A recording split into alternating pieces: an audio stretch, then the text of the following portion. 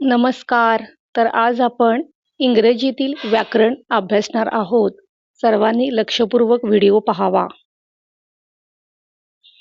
What is a noun? A noun is the name of a person, place, animal or thing. म्हणजे मराठीत जसं सांगितलं तर तसंच, की एखाद्या व्यक्तीचे, ठिकाणाचे, प्राण्याचे, गोष्टीचे नाव दिलं.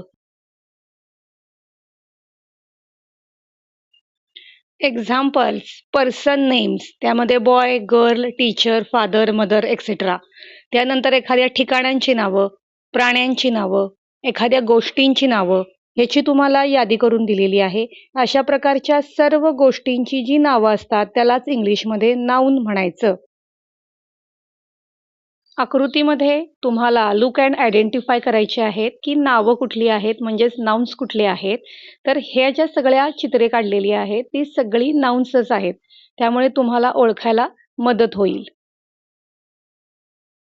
How to identify a noun?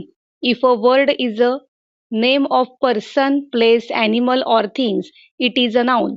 Quick check. Tick करा ज्याच्यात नाउन आहे असे आणि मला कमेंटमध्ये. लेट्स प्रॅक्टिस घेऊया. तुम्ही जी चित्रे दिसलेली आहेत त्याच्याखाली त्यांची नाउन्स लिहायची आहेत. ती जी नावे तुम्ही लिहिणार आहात तीच त्याची नाउन्स आहेत. Rohan goes to school every day. Write your answer is the comment box. And great work. Like, share and subscribe please.